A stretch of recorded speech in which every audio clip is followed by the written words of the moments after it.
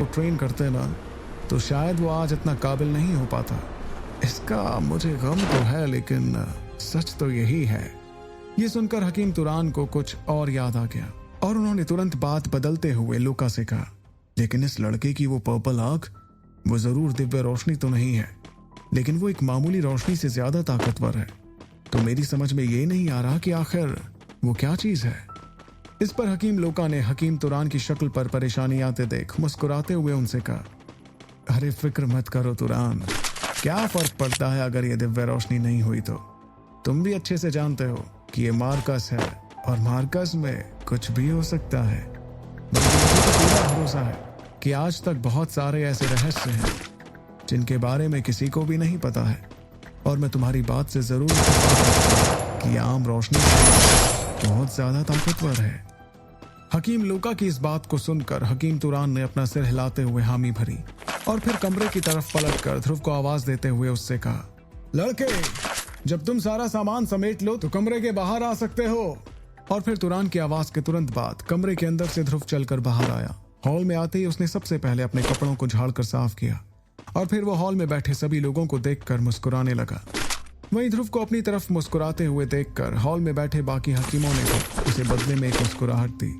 वैसे देखा जाए तो हॉल में मौजूद सारे हकीमों में थोड़ा गुरूर तो था ही, और आखिर क्यों ना हो, वो सभी हकीम ब्लैक रॉक सिटी के सबसे इज्जतदार लोगों में से एक थे और आमतौर पर जो भी उन्हें देखता था वो अपना सिर झुकाकर उन्हें नमस्ते करता। लेकिन आज ध्रुव की काबिलियत को देखकर वो सभी इज्जतदार हकीम अंदर ही अंदर थोड़ा घबराने लगे थे, क्योंकि इस बात का सभी को अंदाजा लग गया था कि आगे जाकर ध्रुव एक ना एक दिन जरूर हकीम तुरान और हकीम लूका से भी ज्यादा ताकतवर हो जाएगा। वहीं ध्रुव को कमरे के बाहर देखकर तुरान ने अपना हाथ हिलाकर एक नौकर को अपने पास बुलाया। चेयरमैन का इशारा देखते ही एक नौकर तुरंत हॉल से बाहर भागा और हड़बड़ाते हुए वो तुरान के पास हाथ में एक हरे रंग की थाली लेकर आया। उस थाली में एक काले रंग का कपड़ा रखा हुआ था जो बहुत ज्यादा खास दिख रहा था।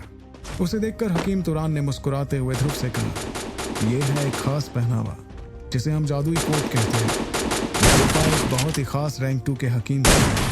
मैं तुम्हें बताना चाहूंगा कि ये कोट सिर्फ रैंक 2 के हकीमों को ही मिलता है, और इसे बनाने के पहले इसके रेशे को एक खास तरह के मेडिसिन वाटर में डुबाया जाता है, जिसे खास एसोसिएशन ने बनाया है। इसलिए तुम अपना सिर गर्व से उठाकर इसे पहनो, क्योंकि इसे पहनते ही जैसे ही इसके धागों पर हवा आने लगेगी तो इसमें से एक खास खुशबू निकलेगी, जिससे तुम हर वक्त खुद को चुस्त महसूस करोगे। और सिर्फ इतना ही नहीं, इसे पहनने के बाद तुम्हारी स्किन और ज्यादा मुलायम हो जाएगी, जिससे तुम और बेहतर तरीके से अपनी रोशनी को काबू कर सकोगे। इतना कहकर हकीम तुरान ने नौकर के हाथ से वो थाली अपने हाथों में लेते हुए ध्रुव को उस कोट की खासियत के बारे में आगे बताया। कभी जरूरत पड़ी तो तुम्हें समझ आएगा कि दवा की वजह से इस कोट पर जहर असर नहीं करता। मेरा मतलब है ज्यादातर जहर। और क्योंकि इसे हमारे हकीम एसोसिएशन ने बनाया है, इसलिए इस कोट का डिफेंस किसी कवच से भी ज्यादा ताकतवर है। और सच कहूं तो अगर ये इतना महंगा नहीं बनता तो शायद साम्राज्य के राजा इसे हमसे छीनकर अपने सिपाहियों को पहना देते। ध्रुव इस वक्त हकीम तुरान की बातों को बहुत ध्यान से सुन रहा था, और वो जिस कपड़े के बारे में ध्रुव को बता रहे थे उसे देखते हुए ध्रुव की आंखें हैरानी में बड़ी हो गईं।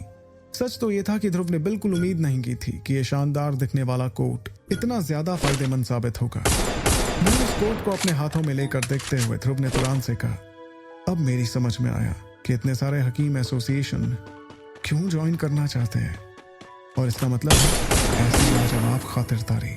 ये कहकर ध्रुव उस कोट को ध्यान से देखने लगा, और तभी उसकी नजर सीने के पास लगे बैच पर पड़ी, जिस पर एक बहुत पुरानी दिखने वाली कढ़ाई बनी हुई थी, और उसके साथ ही उसमें 2 सितारे बने हुए थे।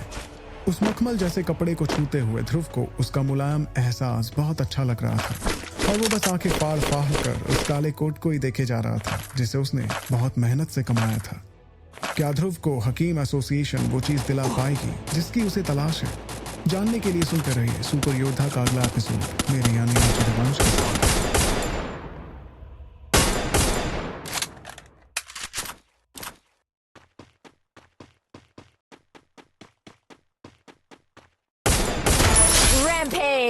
हकीम तुरान की बात सुनते हुए ध्रुव मन ही मन सोच रहा था कि सच में मार्कस में एक हकीम का दर्जा कितना ज्यादा होता था।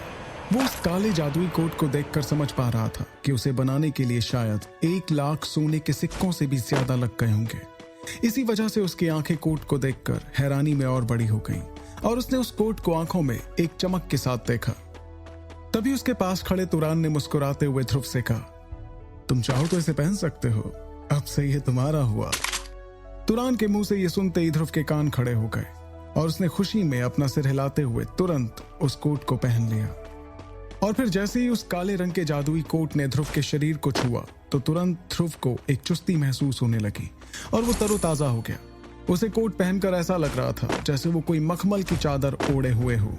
और उस खूबसूरत एहसास के साथ ही उस कोट से निकलती एक खुशबू जैसे ही ध्रुव की नाक के अंदर गई तो वो और ज्यादा खुश हो गया और उसे बढ़ी हुई ताकत महसूस हुई। साल भर की ट्रेनिंग की वजह से ध्रुव का शरीर अब काफी ज्यादा मस्कुलर हो गया था। वैसे उसके चेहरे में ज्यादा बदलाव नहीं आया था, लेकिन वो कोट पहनते ही अचानक ध्रुव के चेहरे पर भी हल्का तजुर्बा दिखाई देने लगा था। उसे इस तरह से बदलते देख पास ही खड़े हकीम तुरान और हकीम लोका मुस्कुराते हुए अपना सिर हिलाने लगे। वो ध्रुव को ऐसे देखकर बहुत खुश थे और ये उनके चेहरे से साफ समझ आ रहा था। साथ ही उस हॉल में खड़े निया और ज़िया भी ध्रुव में आए बदलाव को देखकर काफी हैरान दिख रहे थे। उन्होंने ध्रुव को बिना उस कोट के भी देखा, लेकिन कोट पहनकर वो किसी शहजादे से कम नहीं लग रहा था। वहीं ध्रुव अपने इस नए पहनावे से इतना ज्यादा खुश था कि वो कोट की वाहवाही करते थक नहीं रहा था। और ध्रुव को इस हाल में देखकर हकीम तुरान भी बहुत खुश हो गए। वो जानते थे कि एक खुश हकीम दूसरों की जिंदगी में कितना बड़ा बदलाव ला सकता था और काबिल हकीमों को खुश करने के लिए हकीम एसोसिएशन लगातार कोशिश करता रहता था। तभी हकीम तुरान ने हाथ हिलाकर चिल्लाते हुए कहा, इसके नतीजे के साथ हमारे आज के सारे टेस्ट खत्म हुए। मैं सभी हकीमों का शुक्रिया अदा करता हूं कि आप सभी यहां आए। अब आप चाहें तो अपने अपने कामों में वापस जा सकते हैं। और तुरान के इतना कहते ही सभी लोग धीरे धीरे हॉल से बाहर निकलने लगे। लेकिन तभी हकीम तुरान ने ध्रुव की तरफ देखते हुए उससे कहा, तुम्हारे पास थोड़ा वक्त होगा क्या? वो क्या है कि मुझे तुमसे थोड़ी बातचीत करनी है। ये सुनकर मुस्कुरा रहे ध्रुव ने अपना सिर हिलाते हुए तुरान को जवाब दिया, बिल्कुल चेयरमैन, वैसे मुझे भी आपसे कुछ बात करनी है। एक्चुअली मुझे आपकी थोड़ी मदद की जरूरत है, उसी सिलसिले में बातचीत करनी है। ये सुनकर हकीम तुरान ने हंसते हुए निया और ज़िया की तरफ देखा और फिर दोनों को समझाते हुए कहा, निया और ज़िया, मेरे ख्याल से तुम दोनों को भी बाकी पास हुए हकीमों के साथ जाकर अपना रैंक 1 का बैच और कोट ले लेना चाहिए। हमें कुछ बातें करनी है, इसलिए हम तुम्हारे साथ नहीं आ सकते। अपने गुरु की बात सुनकर निया चुपचाप अपना बैच और कोट लेने चली गई, जिसे देखकर निया चुपचाप अपना बैच और कोट लेने के लिए जाने लगी, जिसे देखकर ज़िया भी उसके पीछे पीछे चलने लगी। लेकिन ज़िया के चेहरे पर हल्का गुस्सा था, जिसके साथ उसने दांत पीसते हुए निया से कहा, हम लड़कियां हैं, इसलिए हमारे साथ ऐसा बर्ताव हो रहा है। इस पर निया ने तुरंत ज़िया को समझाते हुए कहा, चुपचाप चलते हो यहाँ से। तुम जिस पर गुस्सा कर रही हो ना, वो यहाँ की चेयरमैन है, इसलिए वो जैसा चाहे वैसा बर्ताव कर सकते हैं। अगर तुम भी उस लड़के जैसा बर्ताव चाहती हो तो तुम भी रैंक 2 का टेस्ट पास कर लो। ये कहकर निया मुस्कुराने लगी, जिसे देखकर ज़िया ने चिढ़ते हुए उससे कहा, इसमें मुस्कुराने वाली कौन सी बात है? दे दूंगी मैं रैंक 2 का टेस्ट, कोई बड़ी बात थोड़ी ना है। वैसे तो ज़िया खुद को किसी से कम ताकतवर नहीं समझती थी, लेकिन अंदर ही अंदर वो भी जानती थी कि वो रैंक 1 का टेस्ट बड़ी मुश्किल से पास कर पाई थी और इसका मतलब रैंक 2 का टेस्ट देने के लिए वो अभी बिल्कुल तैयार नहीं थी। दूसरी ओर हकीम तुरान और हकीम लोका ध्रुव को एक छोटे कमरे में ले गए, जहां एक टेबल और कुछ कुर्सियां रखी हुई थी।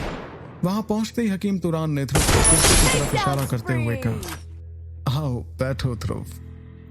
ये सुनकर ध्रुव तुरंत एक कुर्सी पकड़कर बैठ गया और फिर बिना कोई वक्त जाया किए ध्रुव ने दोनों हकीमों से सीधे मुद्दे की बात की। मैं आप दोनों महान हकीमों से ये कहना चाहता हूँ कि आप मुझसे जो पूछना चाहें पूछ सकते हैं। मैं पूरी कोशिश करूंगा कि आप दोनों से कुछ ना छुपाऊं। ये कहकर ध्रुव ने पहले ही जाहिर कर दिया था कि वो कोशिश पूरी करेगा सवालों के जवाब देने की, लेकिन अगर कोई सवाल ऐसा हुआ जिसका वो जवाब ना देना चाहे तो वो जवाब नहीं देगा।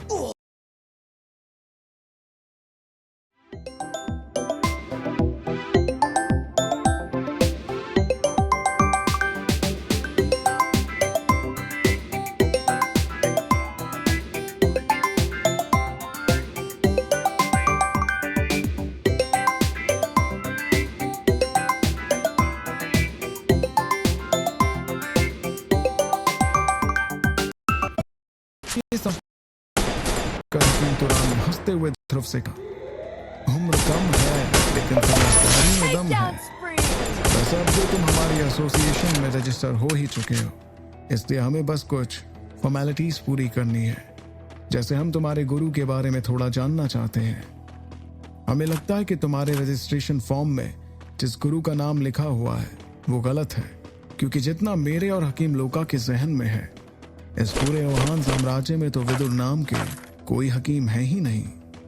इस पर ध्रुव ने तुरंत हकीम तुरान को जवाब देते हुए कहा, मुझे माफ कीजिएगा हकीम तुरान, लेकिन मैं जब यहाँ के लिए निकला था तब मेरे गुरु ने मुझसे कहा था कि मैं उनके बारे में किसी को कुछ नहीं।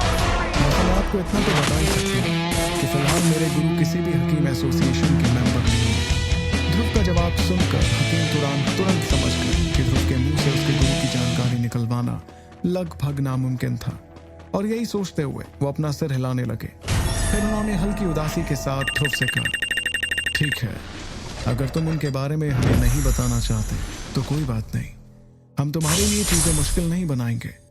वैसे मैं जानता हूं कि ओहान